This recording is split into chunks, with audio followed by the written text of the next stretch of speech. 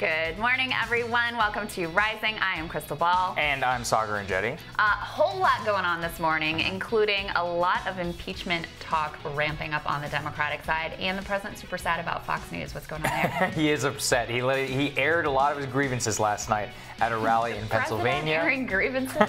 No way. We'll talk about all that stuff and more today on Rising.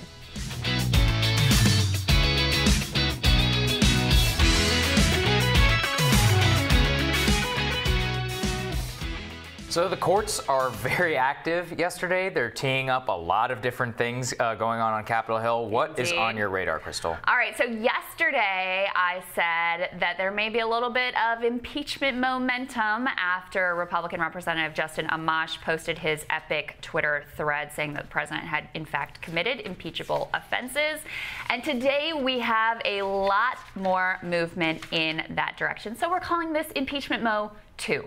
So first of all, as Saagar alluded to, a judge ruled yesterday that the president's accounting firm does have to turn over to the House rather, 10 years of accounting and financial records. Now, of course, and it was a pretty scathing rebuke, I have to say, of the government's argument against turning over those documents. However, this will be appealed. It's not settled yet. But what's significant here is that it seems like the president's strategy of just running out the clock on all of these oversight requests and blocking all of the subpoenas may not actually work. The courts are moving a lot faster than maybe people anticipated. You also have the president's former counsel, Don McGahn, the White House counsel, Don McGahn, who testified for hours and hours to the special counsel, who was heavily featured in Robert Mueller's ultimate report. He had been subpoenaed to come testify in front of the House as well. The president has told him not to. That is also going to a court battle. That should have actually been happening today. McGahn should have been on Capitol Hill.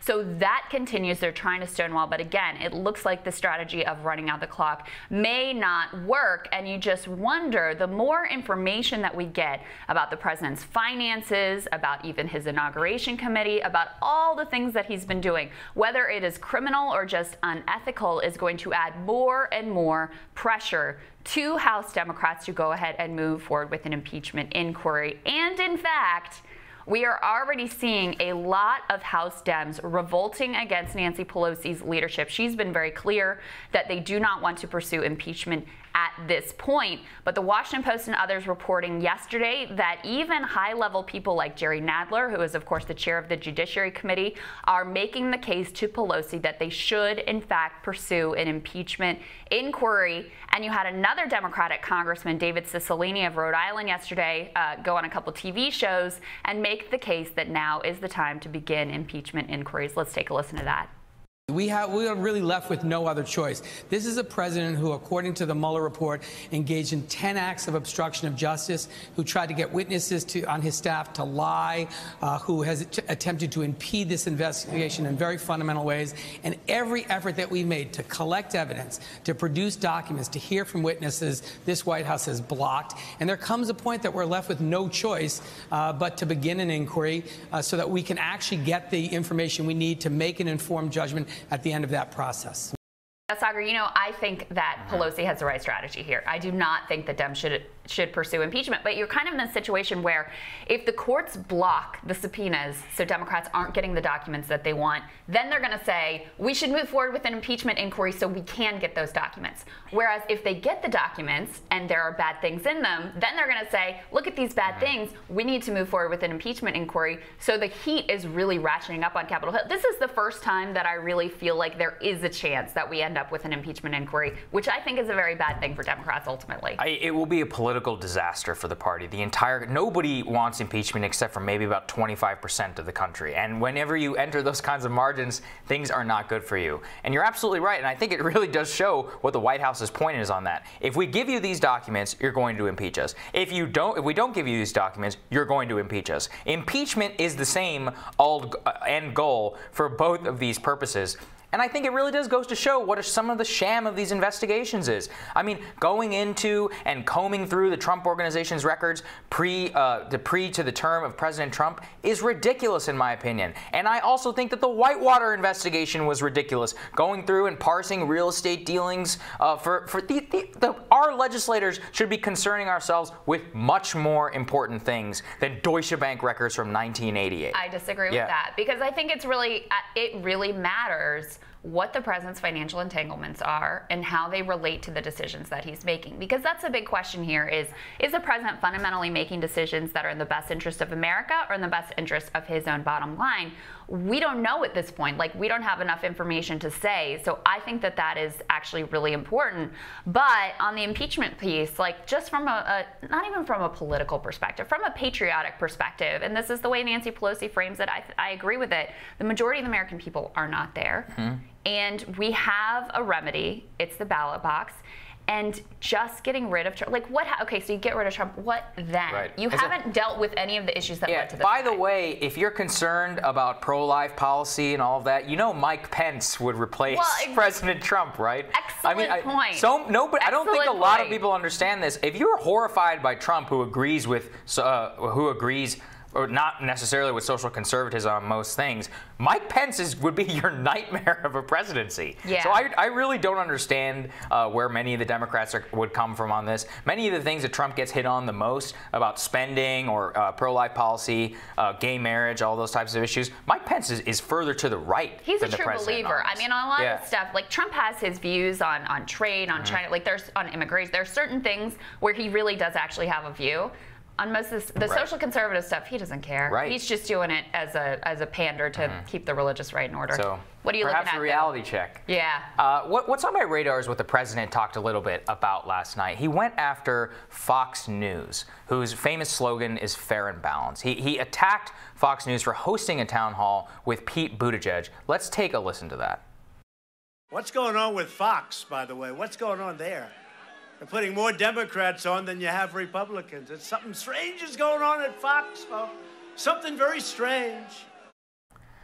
The president is really missing the mark on this. Fox News' purpose is not to defend President Trump in everything that he does. Now, I understand why the media matters of the world and why many others think that that's all that they do. But a careful viewer of Tucker Carlson or Laura Ingraham or much of the Fox News lineup, including Fox and Friends, would show that they are actually much more faithful to the Trump base than the president ever will be. Whenever the president strays on immigration, whenever the president strays on foreign policy, Laura Ingraham and Tucker Carlson use their influence because they do agree with President Trump maybe 90% of the time in order to push him away from the reason that he's sitting in the White House.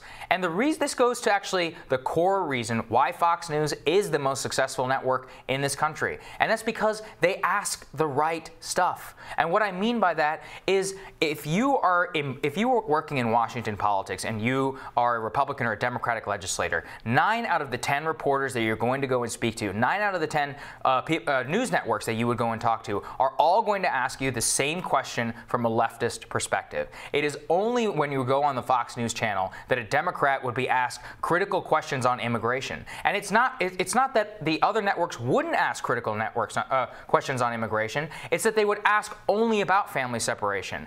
Remember, it is Fox News that got the president to admit just a couple of days ago that he is not necessarily supportive of E-Verify, which is a huge betrayal of his original campaign slogan. So it is really a useful check from the right on American politics. And so what I mean by that is that we're going to a better politics. It is a good thing that Democrats should be going on Fox News. It is a good thing to have Pete Buttigieg or Bernie Sanders or Alexandria Ocasio-Cortez or any of these people who should or have been on Fox to be asked critical questions about Medicare for all, about socialism. And I think, Krystal, what it goes to the point is all politicians should be going on all networks. That is my position on this. That's why I think Elizabeth Warren's, I understand that she probably raised quite a bit of money off of it. I think it's a real folly. You know, millions of people watch the Fox News channel. It would be a good thing for Elizabeth Warren if she thinks that Republican policies or Republican talking points are such a sham to go on and to show that they are a sham. Well, and there is the benefit of, like, you know, when Bernie went on, he had the highest rated town hall. 3 million people watched it. And people got to see that he is not the, like, you know, Soviet caricature that he is portrayed on Fox News. Same with Mayor Pete. However, you know, I noticed that you don't mention like Judge Jeanine and Hannity and others when you're talking about this not being propaganda, them really holding the president's feet to the fire. I mean, Fox News in much of the lineup really has turned into pro-White House propaganda, and there is truly a revolving door between Fox News and the White House. I mean, Bill Shine being example number one, of course. He used to run Fox News and then was at the White House running comms and is now on the campaign. So, look, I don't think that you can really make the case that they are fair and balanced. However, what I do think the president errs in here is he's giving up the game. Like, Fox News likes to pretend, and they are given some cover by Buttigieg and Bernie and whoever coming on and doing this thing that, oh, no, we're just journalists.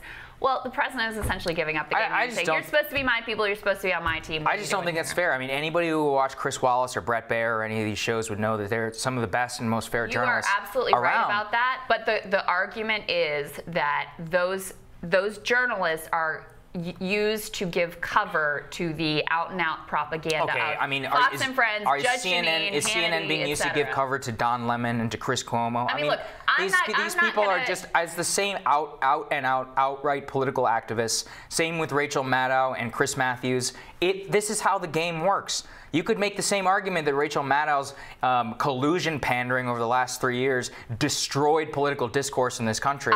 But I'm not out here saying Republicans should not go on MSNBC. Right. But Saagar, it's a ridiculous position. Can you imagine if Barack Obama, when he was in office, first of all, only gave interviews to MSNBC and Rachel Maddow. Well, he did declare war on Fox News in the first year of his presidency. And even, like, tweeted out promos for their books and things like that. I mean, that is, like, a very different level of advocacy. He didn't have to because they loved him so much they gave him the craving that he always wanted. But listen, you aren't going to find me defending any of the cable news nets. Okay, trust me. All right. But Fox News is propaganda. Go ahead. So coming up on Rising, the president says the fact that companies are moving production out of China is proof that tariffs are working. But economist Robert Scott argues that tariffs are not the right way to remedy trade deficits. He's going to explain that, and Rising continues.